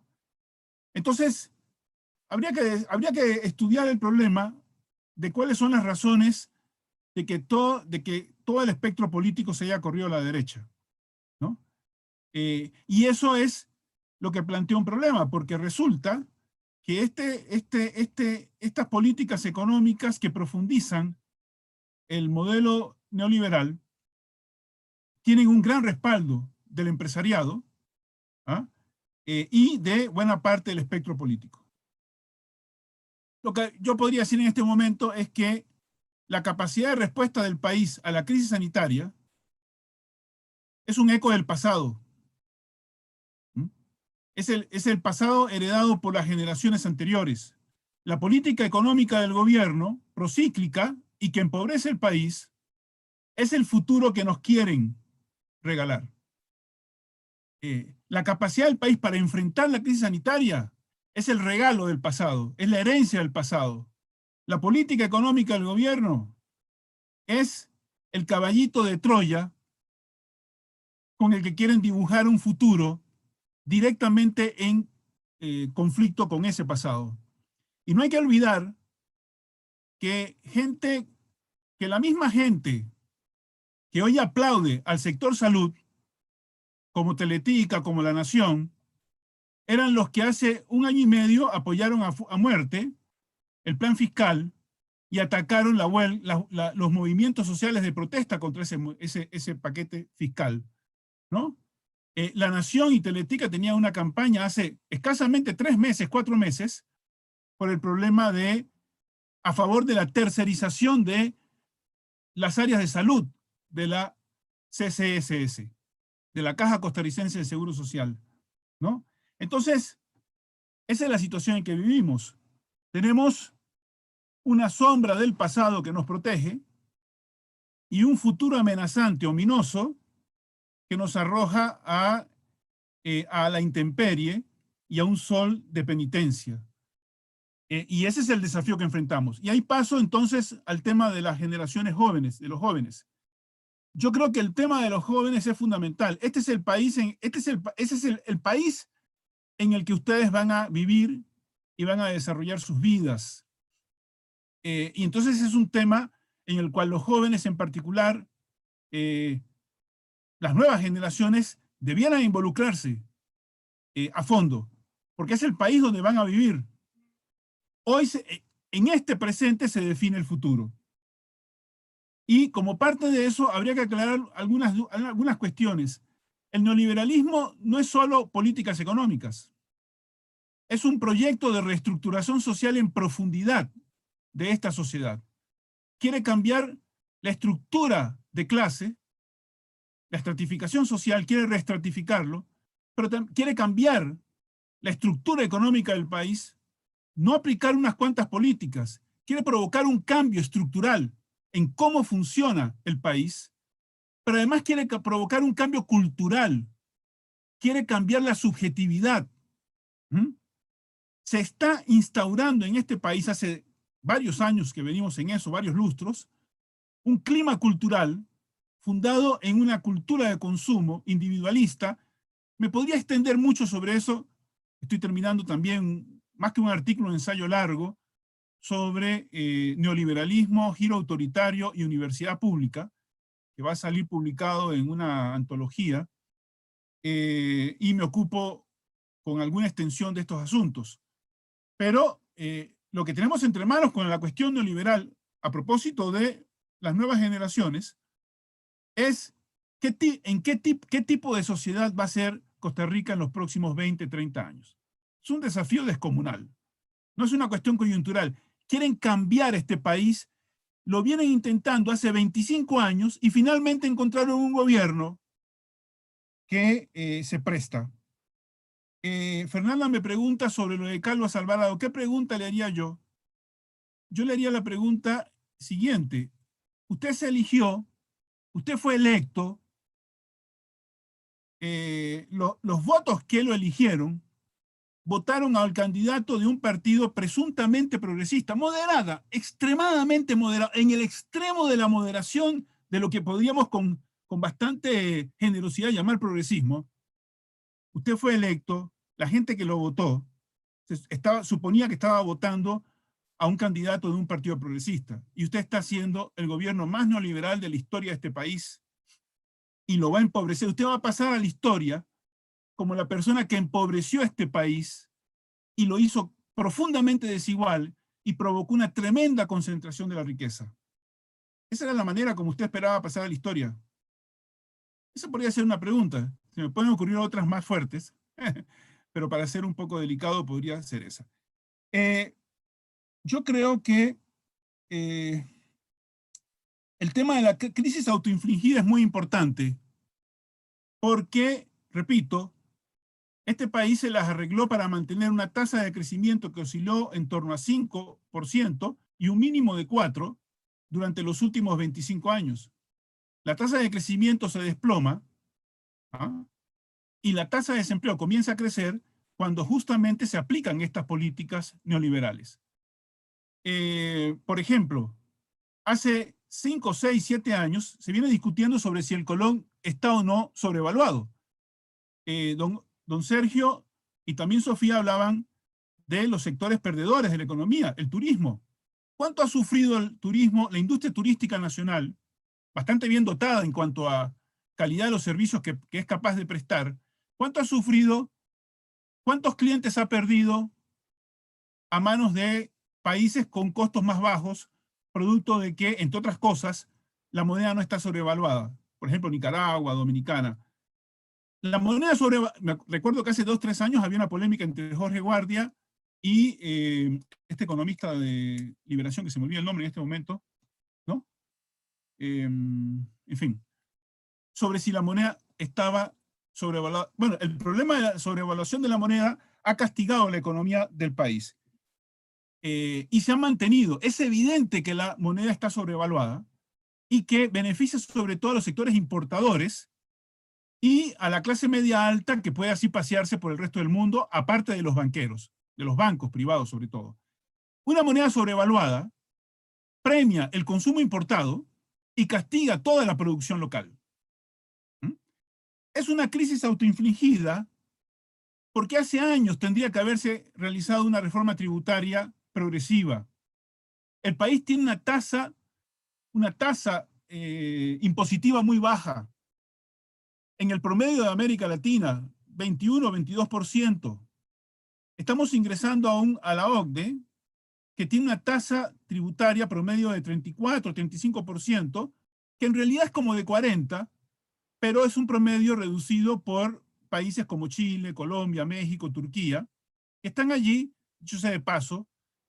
Este es un club de países ricos que invita a algunos países periféricos a participar, no con criterio económico, con criterio político. Con criterio político. No es un criterio económico. Si el criterio fuera económico, Colombia no estaría. Colombia es una sociedad particularmente cruel en América Latina. Más de 150 asesinados por año, líderes sindicales y líderes y activistas sociales. México tiene 40 y tanto % de pobreza.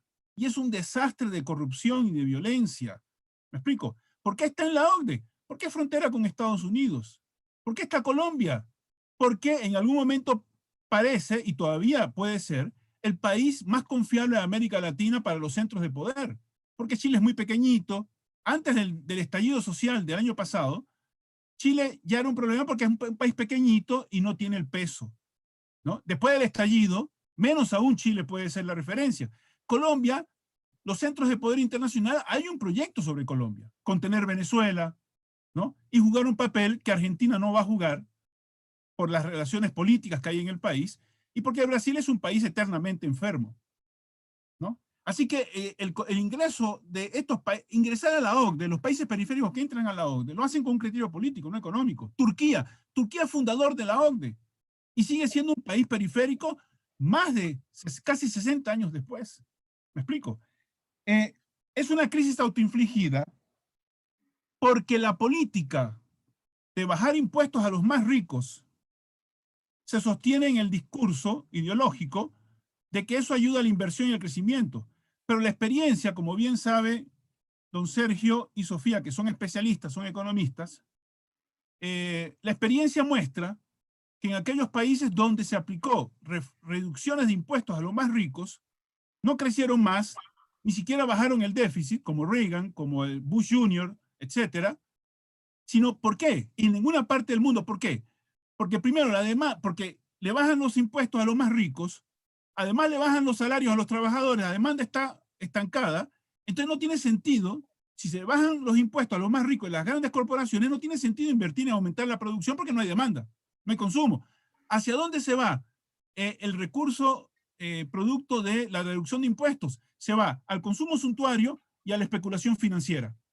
Y eso es lo que muestra la experiencia en los países que aplicaron reducciones de impuestos a los más ricos, ¿no? Y eso tiene 25 años, 30 años. Insisten en ello. La curva de Laffer no funciona. Los economistas saben perfectamente que la curva de Laffer no funciona. Es una crisis autoinfligida porque en este país, desde hace 15 años, debieron haberse tomado desde Pacheco. Un presidente como Pacheco que echó a la gente de Comex. Hay que tener coraje, hay que reconocerle eso al viejo Pacheco. Echó a la gente de Comex. ¿Me explico? Porque no le querían aprobar una reforma tributaria. Roberto, ¿puedes ir cerrando? Sí. Entonces, en este país hay que tomar algunas medidas importantes. Hay que estimular el crecimiento económico, el empleo y el consumo, usando las reservas del Banco Central, como han hecho otros países. ¿Me explico? Hay una cantidad de fórmulas a través de las cuales, por ejemplo, el Banco Central puede comprarle bonos a Hacienda y de esa manera financiar al Estado sin endeudarlo. La gente tiene que entender que por oponerse a una reforma tributaria o a un impuesto solidario a los más ricos, el gobierno endeuda al país por no meterle mano a los grandes patrimonios, a las grandes rentas y a las grandes fortunas. Pero la deuda la pagamos todos. Y la pagan menos los que evaden. Entonces, en vez de, por no meterle mano, por no imponer, por no pasar un impuesto progresivo a los más ricos, endeudan al país, pero la deuda la vamos a pagar todos. Y la deuda tiene un efecto también procíclico. Hay una serie de medidas que tomar. ¿Ah? Hay que pasar una reforma tributaria progresiva que eleve los tipos. Hay que usar las reservas del Banco Central para impulsar el crecimiento del empleo y el consumo. Hay que tomar medidas estructurales para combatir la evasión. Hay que avanzar en el registro de accionistas, en el levantamiento del secreto bancario. Hay que modificar la ley del Banco Central. Tenemos un Banco Central más neoliberal que el norteamericano. El norteamericano tiene como misión controlar la inflación, promover el empleo y el crecimiento. El Banco Central nuestro solo tiene una tarea, controlar la inflación. Es más neoliberal que la FED. Es un absurdo eso. Hay que reformar la ley del Banco Central. Hay que ponerle impuestos a las importaciones suntuarias. Hay que ponerle impuestos a las reformas, a las importaciones suntuarias. Hay que ver el precio de la moneda, la paridad colón-dólar,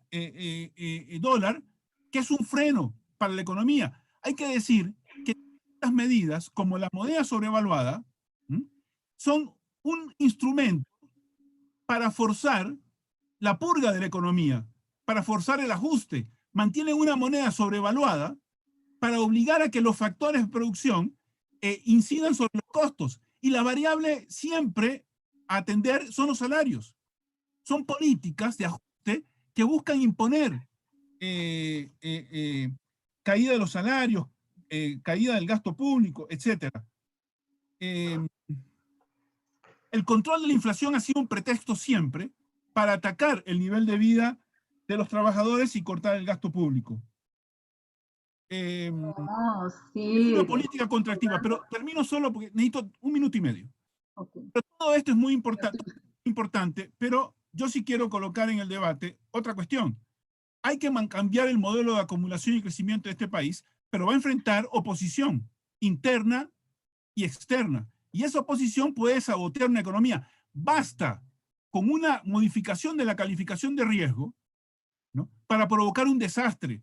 Entonces, un cambio en el modelo de acumulación y crecimiento en este país requiere no solo medidas internas, requiere comprender que el keynesianismo se agotó en los años 70 porque fue diseñado para estados nacionales, pero la internacionalización de la economía fue lo que determinó que el keynesianismo ya no... Medidas keynesianas hoy tendrían que proyectarse en el plano internacional, ¿no? Prohibir, por ejemplo, controlar los flujos de capitales, acabar con los paraísos fiscales, con los infiernos laborales, una tasa Tobin, porque de nada sirve tomar medidas en este país para neodesarrollistas, cuando perfectamente las pueden sabotear, como hemos visto en el caso de la Argentina, en el caso de Brasil bajo los gobiernos del PT, y particularmente Venezuela, etcétera, etcétera. Más allá de las limitaciones de estos proyectos, no basta con medidas neodesarrollistas, porque son fácilmente atacables en el marco de una globalización desregulada. Entonces, no se puede hacer keynesianismo local en un marco de capitalismo desregulado. Y además hay otros factores que plantean el problema de que el capitalismo neoliberal no tiene futuro, pero hay factores estructurales cambiando. Estamos entrando en una situación de estancamiento secular. Es uno de los temas que están discutiendo los economistas del primer mundo. Si el capitalismo actual no se está deslizando hacia una situación de estancamiento secular como la que vive Japón hace 30 años. Estamos viviendo una oleada de innovaciones tecnológicas que va a destruir empleo y que va a plantear tarde o temprano un problema que ya se comienza a discutir, que es la necesidad de reducir la jornada laboral. ¿Me explico? Hay una serie de elementos en el capitalismo actual que apuntan objetivamente hacia más allá del capitalismo. La discusión que tenemos que plantearnos tiene dos niveles. Uno, ¿qué medidas tomar dentro? Y dos, ¿qué medidas tendría el Estado costarricense que promover internacionalmente para que las medidas internas sean factibles? ¿Me explico? No es un problema solo nacional, es el problema del capitalismo. Y el tema es que hay los sectores que se van a oponer a una fuerte redistribución del ingreso y la riqueza tienen un enorme poder a través, por ejemplo, de las calificadoras de riesgo, el FMI. Entonces nos enfrentamos a una situación, y otra vez termino hablando de los jóvenes sobre todo, se van a enfrentar a una situación en los próximos 20, 30 años, donde lo que está en cuestión no es solo el neoliberalismo, es el mismo capitalismo el que está en cuestión, porque plantea una crisis civilizatoria. Me explico, se multiplican las crisis, desempleo, crecimiento, la cuestión climática, el medioambiental, las migraciones, etcétera. El problema de la innovación tecnológica. Hay un montón de cuestiones que se plantean y que, en mi opinión, apuntan hacia una transición postcapitalista, que no va a venir en los términos del siglo XX, no es un problema de asalto al Palacio de Invierno, ni la guerrilla de los barbudos de la Sierra Maestra, es un proceso de transición que se da en términos totalmente nuevos y ajustados a las nuevas condiciones. Muchas gracias a todas, a todos por estar. Bueno, muchas gracias. Indudablemente muy interesantes las intervenciones y nos pone un panorama muy difícil. Cómo generar que las medidas realmente apunten en otra dirección de las que lleva el gobierno, que por esa vía y por ese camino, solo un pequeño grupo es el que se va a favorecer, y ese es el camino que está siguiendo el país en general. No vemos en este momento una alternativa y una propuesta que empiece a romper y a preocuparse por generar procesos de cambio más igualitarios para la sociedad en general y promover otra opción de desarrollo. Quiero darles finalmente, no sé si podrán, un minuto a Sofía y a Sergio para cerrar este espacio de discusión. Sí. Bueno, agradecer el espacio, tremendo desafío, muchísimo más que conversar, agradecer a las personas que nos siguieron todo este rato y que también participaron. Yo me iría con un mensaje final. A mí me gusta siempre retomar la idea de que es posible, porque es que si nos vamos frustrados para la casa y deprimidos, entonces pues terminan las élites económicas haciendo lo que les viene en gana. Yo creo que es posible, prueba de que es posible es que existen muchísimas iniciativas de muchos sectores sociales y académicos puestos sobre la mesa. No faltan ideas. Vean que don Roberto acaba de hacer un postulado de varias ideas, las comparto totalmente. Creo fundamental que el Banco Central incorpore en su ley orgánica el pleno empleo como objetivo primordial. Creo fundamental reactivar el mercado interno, mejorar las condiciones laborales de las personas, volver a hablar de comercio justo hacia adentro y hacia afuera, y necesitamos medidas tributarias progresivas porque nos espera un déficit fiscal, lo queramos o no. Es decir, punteos hay, ideas hay, hemos escuchado a un montón de gente. Bueno, hoy don Sergio y don Roberto acá, he escuchado a Juliana, he escuchado a Luis Paulino, sé de sectores sociales, de economía social solidaria que están haciendo propuestas, mujeres, ideas hay, ¿ok? Ideas no nos faltan. Creo yo lo que hace falta es organización para poder dirigir las fuerzas hacia un solo punto y conseguir resultados. Bueno, vamos a enfocarnos ahí y vamos a ocuparnos ahí, no solo de los movimientos sociales, la academia tiene que ocuparse también en eso, creo yo.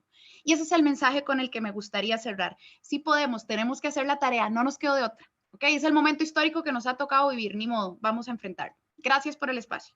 Muchas gracias. Sergio. Gracias. Sí, también agradeciendo a la maestría y a Nancy por esta actividad, una iniciativa muy interesante, ojalá se pueda repetir. Habría que discutir muchos temas todavía. Creo que la lista de actividades económicas que mencionó Roberto, habría que discutirlas. Yo comparto muchas de ellas, otras no. Es un tema complejo, como dije al principio, es una sociedad sumamente estructurada, no es fácil cambiarla. Sofía dice podemos, yo digo podemos, pero tenemos que saber cómo. No soy pesimista, pero tampoco soy optimista. Con esto quiero decir que faltan muchos elementos por desarrollar, muchos elementos por conocer, para poder implementar un conjunto de medidas que se propongan disminuir la capacidad de la acumulación de capital como racionalidad económica en nuestra sociedad, disminuir esa capacidad de determinación de la actividad económica que tiene la acumulación de capital, que tiene que llevarse a cabo principalmente a través de la institucionalidad pública y también a través de la actividad individual, colectiva, cooperativa, cooperativista, colectivista, la organización colectivista de pequeñas empresas de tipo cooperativo, de tipo colectivo, que pongan, por decir así, trabas a esta racionalidad capitalista. El tema de la OCDE lo voy a tocar brevemente diciendo que la OCDE es un proyecto de globalización transnacional. Es un club de países ricos que tienen un proyecto de globalización transnacional. Y la globalización no tiene por qué ser transnacional en el sentido de que sean las grandes empresas las que conduzcan el proceso de globalización. En ese sentido, yo creo que es preferible y debiéramos haber preferido reformar la OMC, la Organización Mundial la Organización Mundial del Comercio, OMC, ¿sí? Como una organización plurinacional, bueno, que pertenece a las Naciones Unidas y no a un organismo como este, que es un proyecto, como dije antes, de globalización transnacional. O sea, a mí me preocupa la participación de Costa Rica en la OCDE, me opuse en la medida que lo pude hacer, pero esto es un intento, desde luego, de las transnacionales y particularmente del capitalismo norteamericano, para articular un conjunto de países que orienten que orienten el proceso de globalización fundamentado en la necesidad de las transnacionales. Los jóvenes. Yo participo en algunas redes sociales y por eso no me siento optimista. No me siento optimista. Es una juventud, sí, creo que, como dice Sofía, hay iniciativas importantes, interesantes, de desarrollo, pero hay una juventud culturalmente transformada. Ese empresariado pequeño y mediano y ese trabajador independiente, que son todos jóvenes, esos muchachos están pensando como si fueran grandes empresarios y se han tragado la pastilla, del empresariado.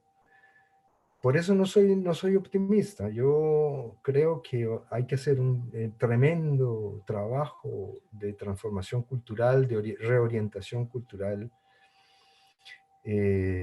educativo también. En eso las universidades, creo que yo soy fui profesor de las dos universidades y fui profesor de sociología y de economía y soy muy crítico de la actitud, de la actividad que desarrollan las universidades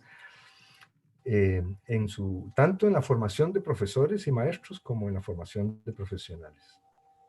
Creo que se requiere ahí una transformación radical importante para dar una reorientación cultural a nuestra sociedad, a nuestros jóvenes.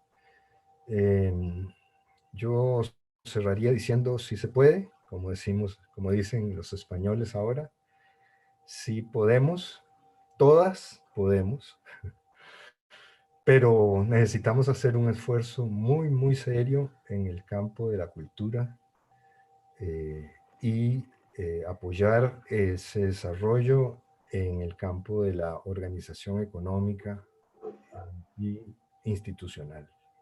Con esto cierro. Bueno, muchas gracias. Quedamos con temas abiertos, discusión inconclusa, no es para menos porque el problema es muy grave. Tenemos temas pendientes, la participación de Costa Rica en la OCDE, también tenemos el tema que se ha señalado hacia el final de lo que es los procesos organizativos.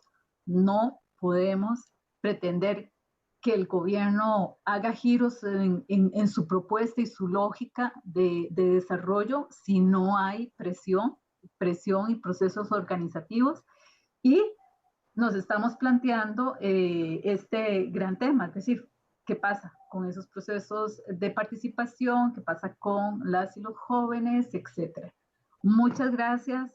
Gracias, Sergio. Gracias, Roberto, Sofía y Joel. Muy amable. Los medios de comunicación, ahí hay que trabajar. Papel fundamental en este proceso.